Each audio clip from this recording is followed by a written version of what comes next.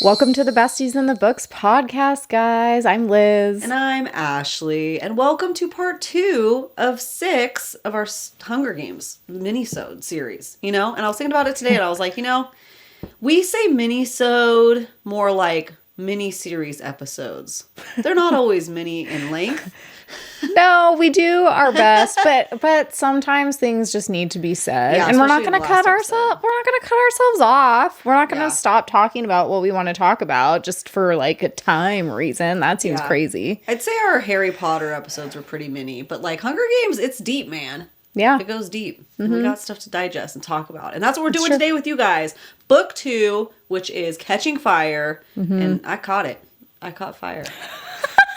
It was crazy, guys. It was crazy. So this is our dystopian sci-fi series. We kicked it off with that full-length episode we talked about where we go deep into dystopian themes and where they come from and all of that. Mm-hmm. And why, like, we are, as humans, are so obsessed with the dystopian themes. Liz and I really go in deep with that, too. Yeah. And it's important for many reasons, but especially to kick off this series because it's very dystopian. It puts it like into perspective, kind of sets the framework for what we're going to be discussing moving forward. And also, there's a big chunk of that episode where we shared all of your guys' input. So what you think of as far as like popular media goes, when you think of the word dystopia, so whether that's like, movies, books, TV shows, whatever, and then also like what your guys' opinion was when we asked you the question, why do you think we're so obsessed with it? So we share a lot of your guys' feedback in that episode, which we really appreciated, and it made it really fun and interesting. For sure. Mm-hmm. For sure.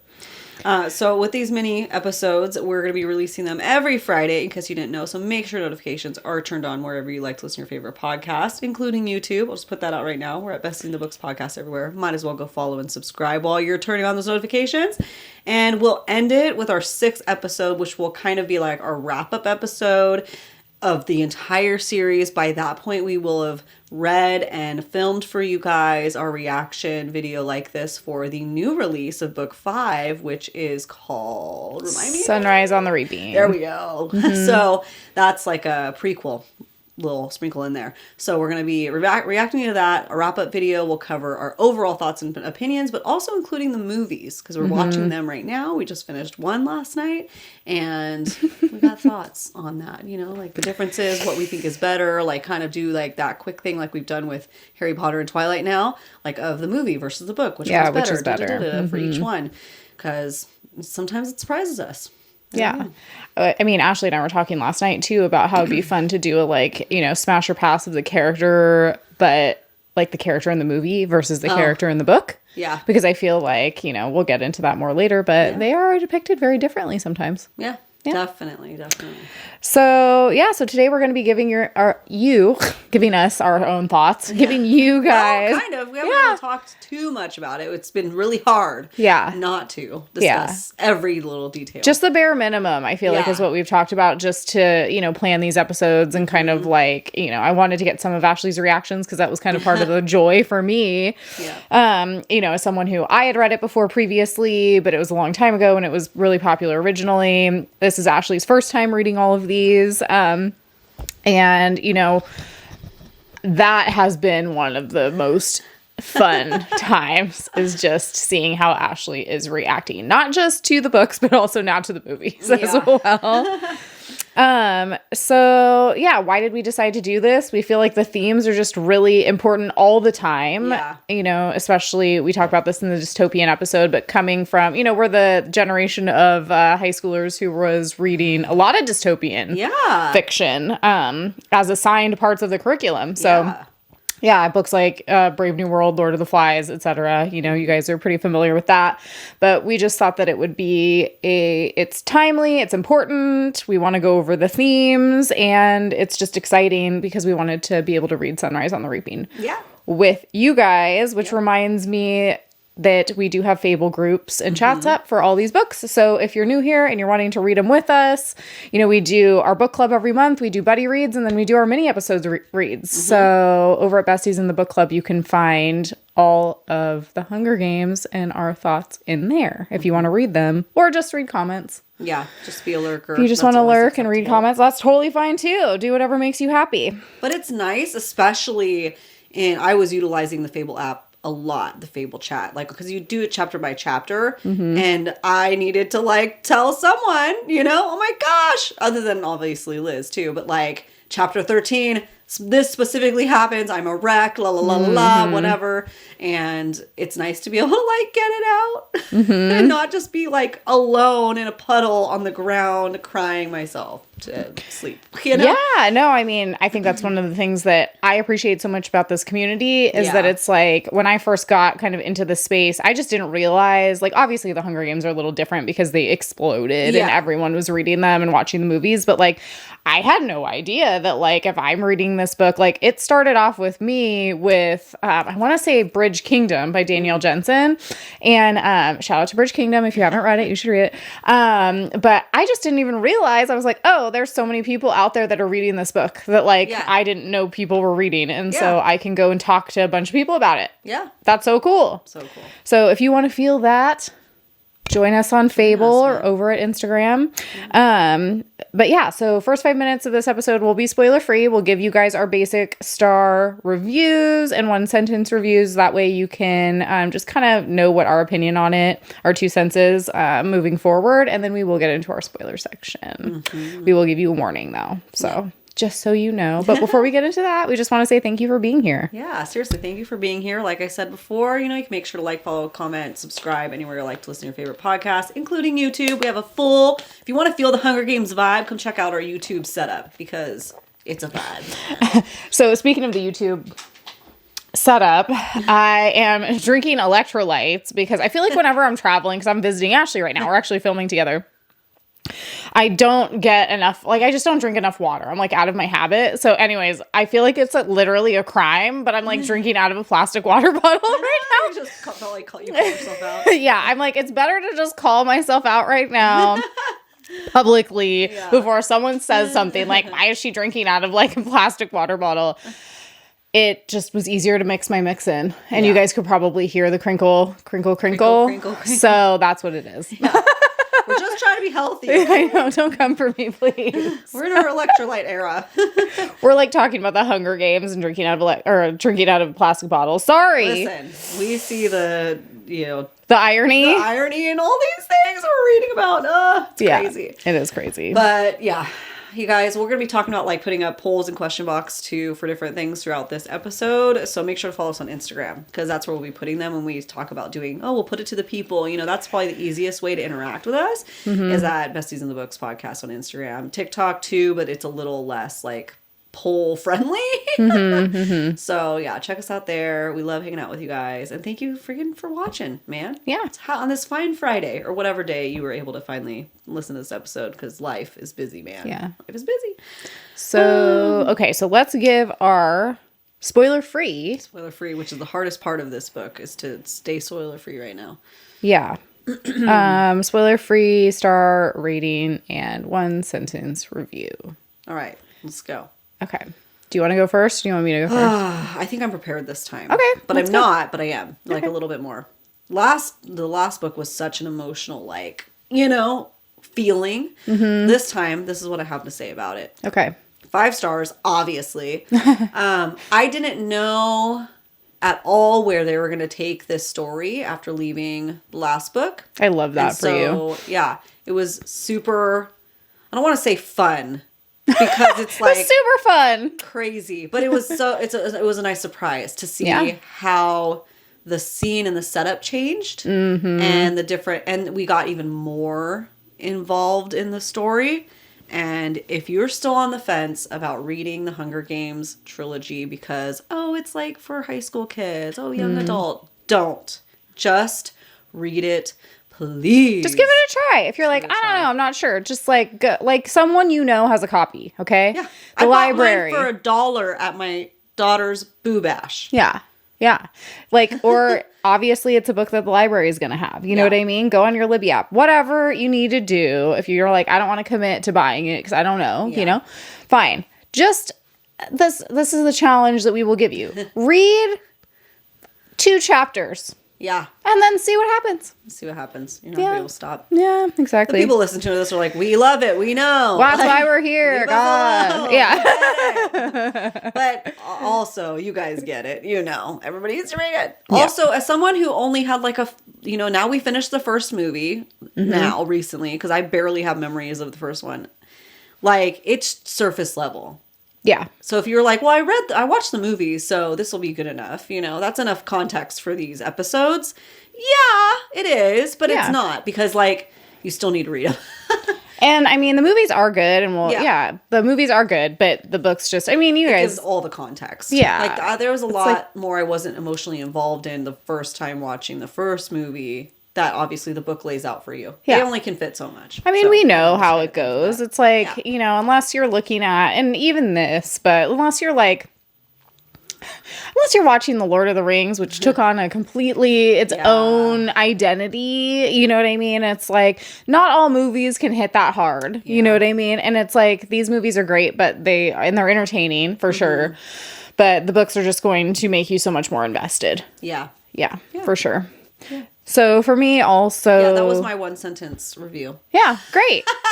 That wasn't like a giant discussion. 10 minutes later. Okay. Now what is yours? So mine would be 5 stars as well, obviously. Like 2 stars. 2, I know. 1 star was terrible. I hated it. Get me out of here. It's like the twist that you guys all weren't expecting. Imagine. Like, actually, I hate this series. Sorry, I convinced you to read it. No, 5 stars. And I would say that for me, I really enjoyed this book because of the fact that the twists and turns were not something that I saw coming the first time that I read it. And even the second time, there was a lot I didn't remember. So, like, I remembered generally what happens, but I love that when you're like, how, are we going to get right into a war or revolution? No, like, things are getting way more crazy before that. So I really appreciated that. Yeah. Yeah. So 5 stars for being able to surprise me. Yeah. And in a YA book at that. Yeah.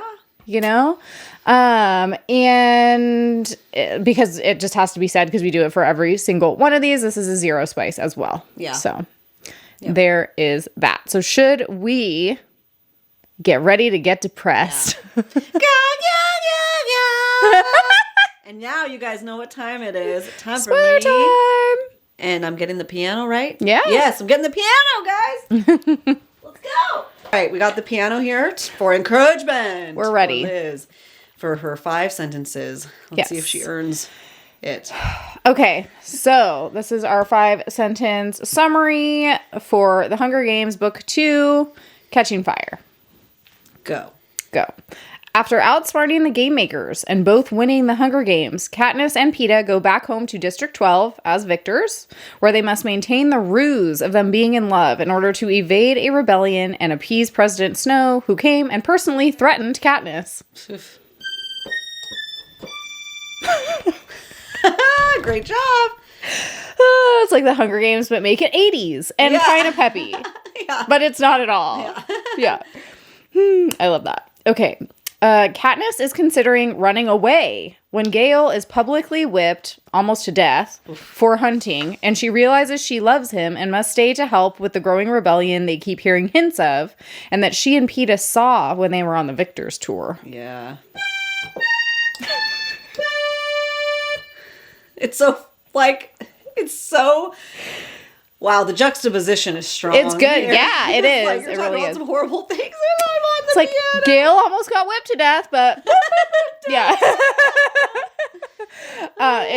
It paints a picture of it's capital versus districts. There you go. Yeah, exactly. I was thinking more so how in fantasy and stuff, there's always a bard. Like Ashley would be the bard right now. So it's Hunger Games. It's all depressing and everything's gray. And then Ashley pops out with her keyboard to tell the story through song. I'm the Witcher guy. You're the Witcher guy. Yeah. What is it? Toss a coin. Toss a coin to Ashley. Okay. Detour. Okay. Yeah. Lots of them. So President Snow announces that the twist in the games for the Quarter Quell will mean that the contestants in this year's Hunger Games will be chosen from the pool of previous victors. which means Katniss is automatically chosen, and Peeta stands in for Haymitch. This time around, Katniss and Haymitch decide to keep Peeta alive. Ugh.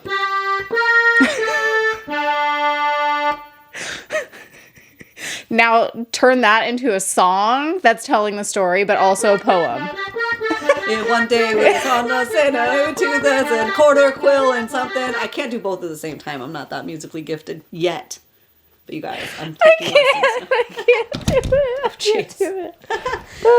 You must. That was 3. Like Sentence 3. But here's the thing. I'm like picturing, like literally I can't stop picturing it now. It's like the Hunger Games and it's all of its depressingness is like playing on this side of my brain. And then like this is happening over here. Pavloving you. Yeah. Okay. During the games, we meet several other victors like Finnick, Beetee, and Johanna Mason, who are clearly skilled and are intentionally keeping Katniss alive. And because of Beetee's tech skills, Katniss is able to shoot a flaming arrow through the, quote, chink in the armor of the arena, causing an explosion and the destruction of the force field. Oh. Things are getting real intense. They've been intense this whole time, though. Yeah. Mm-hmm. That's the problem. Okay. 4. Katniss wakes up on a plane with Haymitch, Beetee, Finnick, Gale, and Plutarch, who she finds out have been orchestrating her survival and escape with the rebellion in District 13. The rest of the districts, so that was like a semicolon, the rest of the districts are in open revolt mode, and the capital destroyed District 12 after Gale got their families out. Yeah. The end.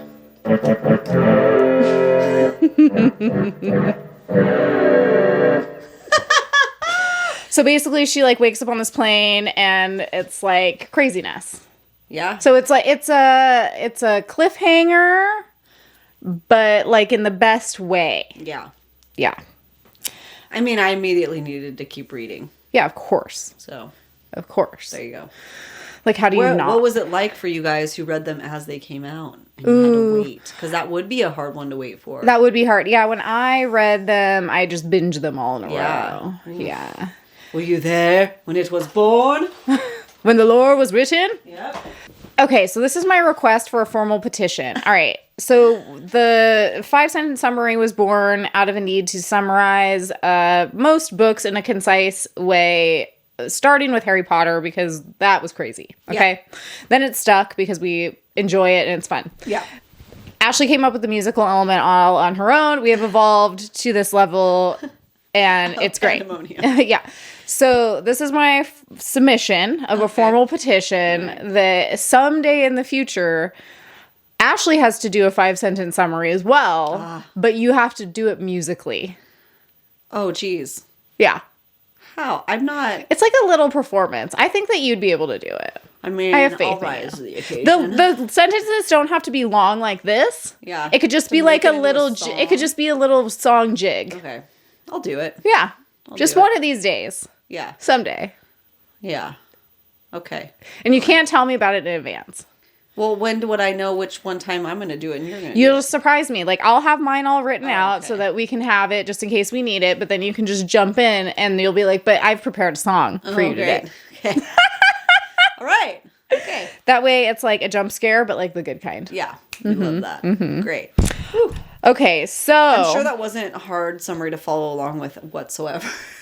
Considering our constant detours. It's okay. Go. You guys know. You've seen the movie. You've read the book. If you haven't, you're here for the vibes, obviously. Obviously. I can't imagine. It's like somebody is like, you know, I really want to know what Catching Fire is about. I'm going to go listen to Liz and Ashley's podcast because I think it'll be really like thorough and concise. Yes. And straight to the point. Easy to understand. That's on you. If you're here for that, that's on you. Like, you might need to go now. It's all right. Thanks for coming by. We hope you enjoyed it. Well, the thing for us is that's out there. We have a lot of friends that have great podcasts that are thorough and concise. Yeah. We don't have it in us to be that way any longer. No. We did AP. We did college. You did college. I didn't. But it's okay. I took AP classes. It's like a little bit of college. Yeah. And we're good. Yeah. Now we just want to have fun with it. Yep. We still get, I mean, we got pretty deep on the last episode. And I'm sure we're going to today. Yeah. But not with before shenanigans. It's a balance. It's balance. And that's life. And that's showbiz. And that's showbiz. Showbiz, baby. Okay. What are we doing now? We're going to talk about our favorites and least favorite things about Catching Fire. Liz, let's ping pong on to you this time. You're going to go first. All right. What was your favorite part in Catching Fire? This sounds so depressing when I say it out loud. My favorite part in Catching Fire was getting to know Finnick's character through him, like, basically, like, caring through his relationship with Mags. Yeah. Oh. So him, like, carrying Mags, like, this sounds so morbid, but I would say probably my favorite part in book 2 was that whole insane scene where they're all running from the, like, poisonous fog or whatever you want to call it. And, you know, he's literally running, like, through the woods or whatever they're in, like, with Mags, like, on his back. And, you know, then he's trying to, you know, save Peeta because Katniss can't carry him anymore. And he has to let Mags go. And she also knows, I mean, she's, like, willing to sacrifice herself. I think she probably is old enough at that point to understand that she wasn't going to make it. Yeah. But I think that, like, that to me is my favorite part because that's when I got really attached to Finnick's character. For sure. For sure. It's brutal. Yeah. Mm-hmm. Just showed, like, who he was, like, in the, you know what I mean? Like, who his character is. Yeah. Because you don't know at first. You think he's some playboy, like, whatever. Showboater, you know? Yeah. And so we get to officially see that. I mean, he resurrected Peeta, essentially, too. Resuscitated, not resurrected. Well, because he's from the district with all the water, so he knows how to do CPR. Yeah, that's a very useful skill. It was nice being able to see, everybody's skill sets from their districts as well. And speaking of people being able to swim, like in that last episode, where Liz said that if you missed it, I asked her what her secret talent would be in the Hunger Games to help her win, and she's like, I could tread water for a really long time. I can.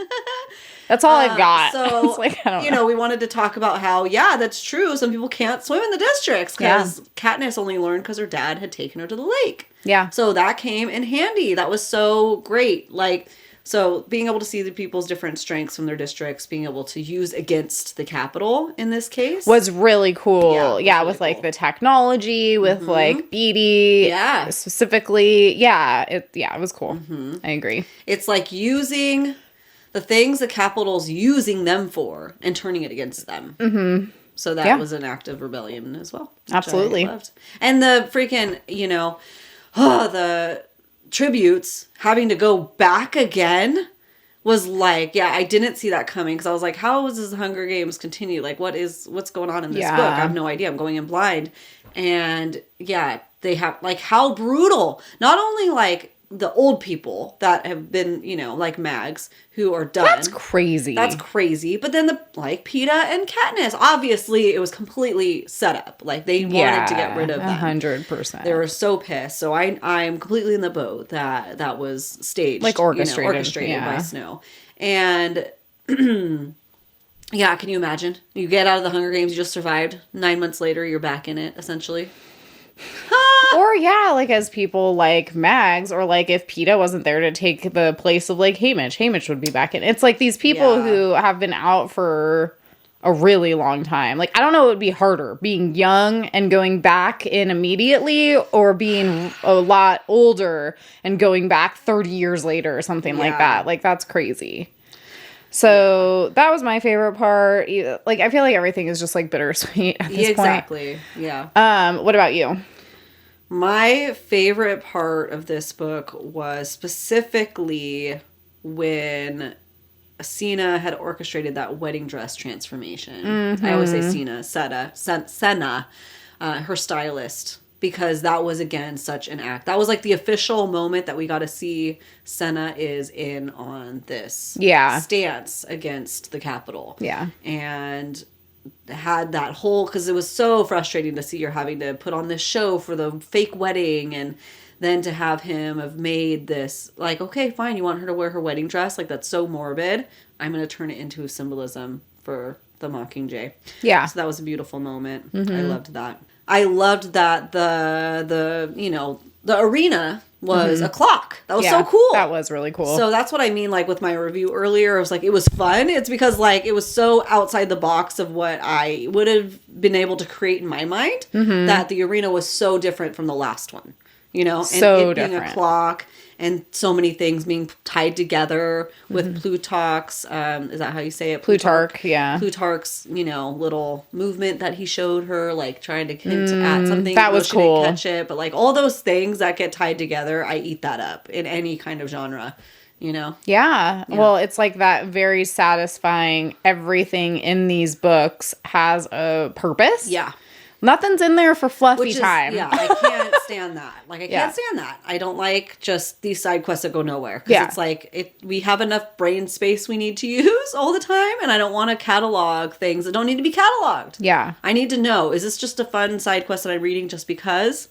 You know? Yeah. I don't want to. It's like purpose. Everything was very intentional. It's like you're saying, it's, you know, because you kind of start getting the hints. And she's even wondering, Katniss is even wondering, like, why are these people, like, trying to save my life? Yeah. Like, everyone's trying to keep her alive. Yeah. And it's like, you're kind of getting that sense. Like, you're discovering it as she is discovering it, I feel like. Like, who is in on the rebellion, who's not. It's like you're saying with Plutarch and his, like, I think it was like a pocket watch that had the Mockingjay kind of, like, on and then he the also reflection. says, like, the meeting starts at 12 or something on the dial or whatever. Yeah, exactly. So, you know, there's those hints coming through, and you really get the sense that, like, yeah, everything's in there for a reason, which I really appreciate, everything coming together like that for sure.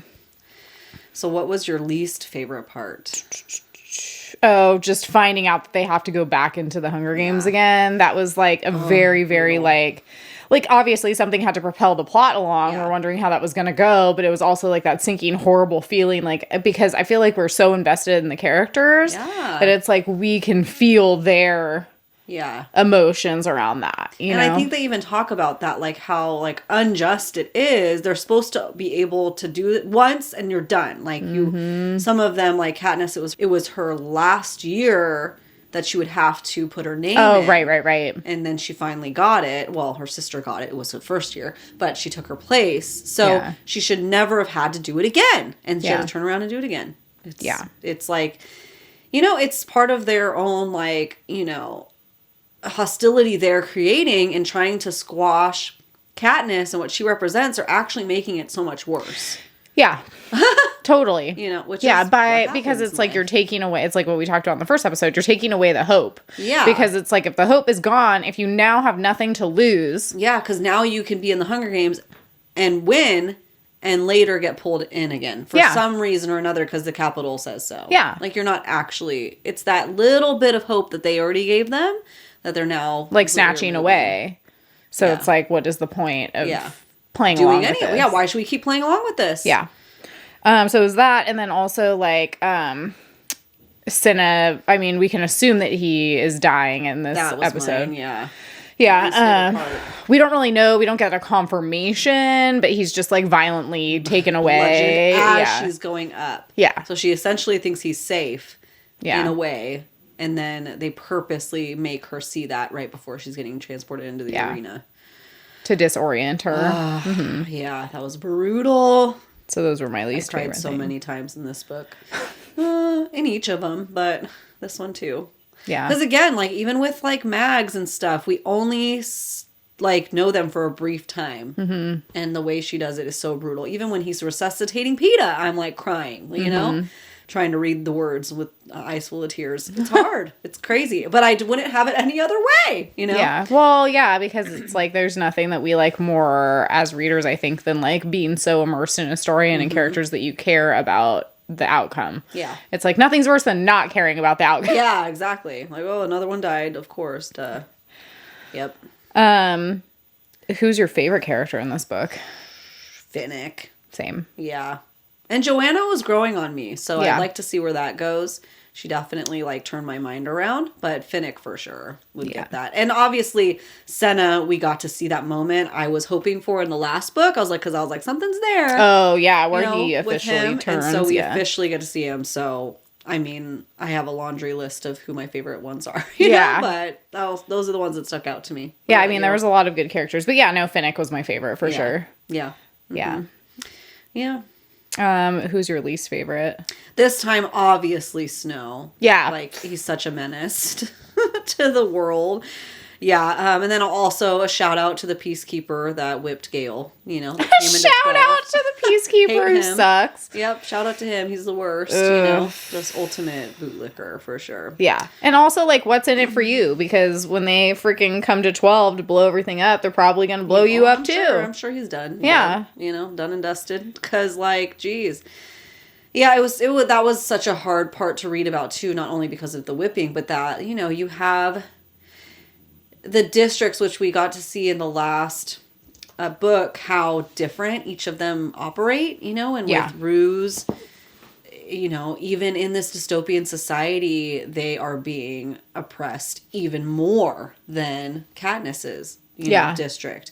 And, they obviously have access to food and they're punished if they steal, sometimes put to death right away. And their peacekeepers are intense. But then in District 12, they're very lax and like, you scratch my back, you scratch yours, because they're probably also more coming from that oppressed system.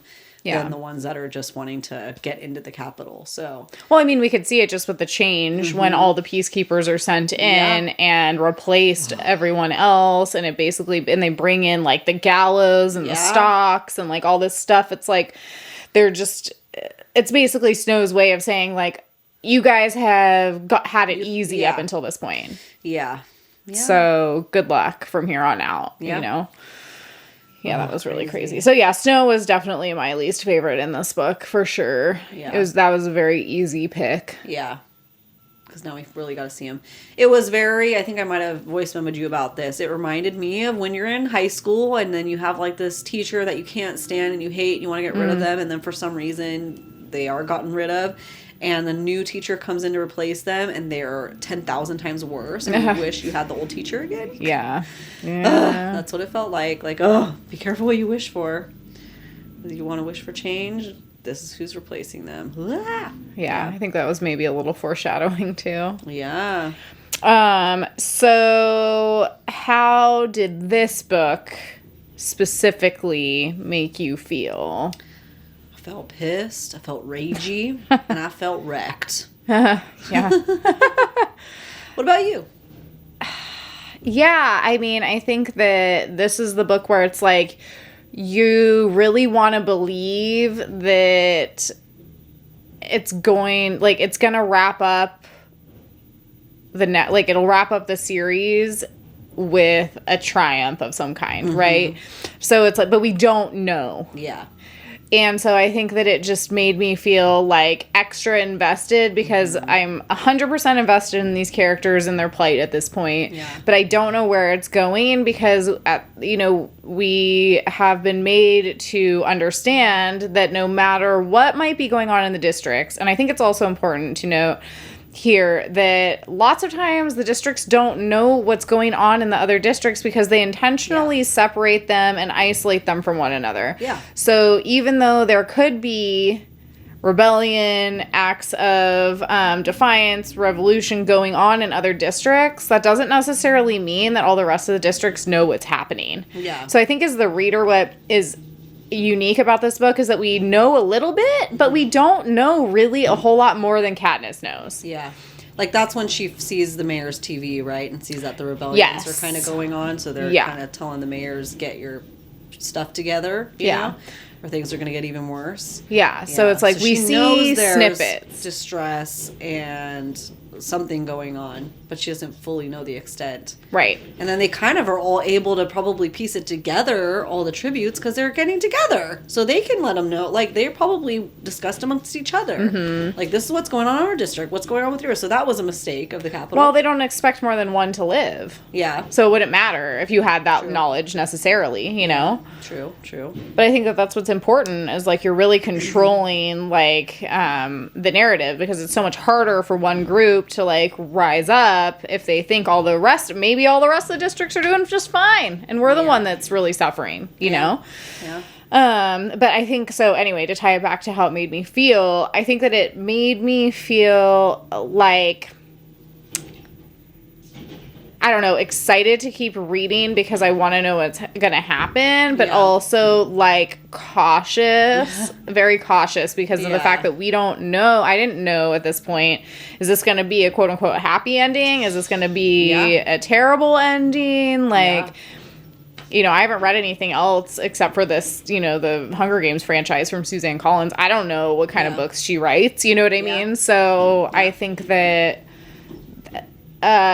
cautiously hopeful. And also just, like, amped up. Like, you really, like, feel that, like, you know, I don't really know how to say. It's like, you know, they use a lot of the symbolism of, like, the fire. It's like the ember burning. It's crackling below the surface. Like, something's going to explode soon. And we can feel that as the reader. Yeah. For sure. Yeah. What about unanswered questions moving into the next book? Why does Snow smell like blood? Yeah. Does he drink blood? Is he a secret vampire? Like, what's going on? Does he eat people? That's all. Yeah. It's mentioned a couple times. Yeah, that was gross, though, for sure. Unanswered questions, like, I mean, I just wanted to know what was going to happen. How is this going to explode? I think the biggest part was, like, obviously now we know because she, you know, wakes up on this plane. We know District 13 exists. Yeah. I think that was a big question from the first book, right? Is, like, you know, there were inklings that people had that District 13 was still in existence below the surface, but we didn't really know. Yeah. She came across those people in the woods. Right, exactly. We're headed to District 13. Because of this conspiracy that they have about the TV footage. So, yeah, that was like, yeah. So I think for me it was more so, like, this idea, like, what's going on in 13? Yeah, and why has it been 75 years? Yeah, who's down there? What are they doing? What's the, you know, like, those were the unanswered questions, but, like, not in a bad way, just in, like, a very curious, like, they've been managing to, like, hold out this whole time? Like, what's been going on? Why haven't they been doing anything about it? Or, so is this a whole different society? Is this a utopian society? Like, so I feel like those were the questions that I had, but those were intentional. Intentional, exactly. Yeah. So obviously I was very excited to read the next one. Yeah. It's like one of those things where it's like you're excited to read it, but you also know you're going to be sad when it's over. Yeah. One way or another, you're going to be sad. Yeah, I mean. Yeah. What about any dystopian themes in this book that stood out to you? Let me see here. What did I put down? You know, the same themes that we kind of talked about in the first book overlap obviously in the second book. So, you know, government overreach, government control, lack of resources. I feel like this one, we get a lot more of, like, the media control as being, like, extraordinarily important to the outcome. And then I also put war because this is when I think, you know, we start getting the vibe that's, like, definitely where this is going. Yeah, same media control. Yeah, that's huge. And I feel like, you know, that's also foreshadowing because we get to see how that works on both sides moving forward. Yeah. And it's like propaganda, you know, it gets a bad rap because obviously it's about controlling the masses and telling people what to believe and think. Yeah. But it can be used for good too. So that brings up some really interesting ethical questions. Yeah. So do you have, obviously at this point you were excited to read the next one too, right? Literally, duh. Yeah. I'm like, do I have to ask that? Yeah. Yes, I wish there was even more coming out. Like, that's the thing. Well, there was one new one, but I'm like, I have other people that I want to know more about. Yeah. So do you have any notable quotes that you wrote down specifically from this book? So at one point, Gale finally tells Katniss, I love you. And Katniss says, I know. Just like Han Solo and Princess Leia. I love that. I was cracking up, even though that's funny. Obviously, it's not meant to be read like that. That's 100% yeah. I love you. I know. That is awesome. Yep. And that was like after him saying he's going to run away with her and like they're going to do all that. So funny.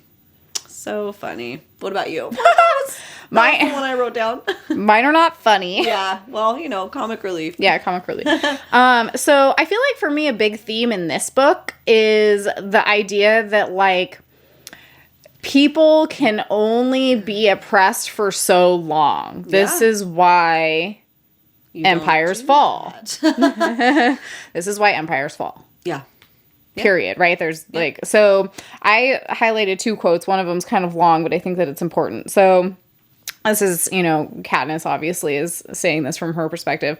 It's my job to protect her. So she's talking about Prim. I pull the blanket up over my head and my breathing is so rapid. I use up all the oxygen and begin to choke for air. I can't let the capital hurt Prim. And then it hits me. They already have.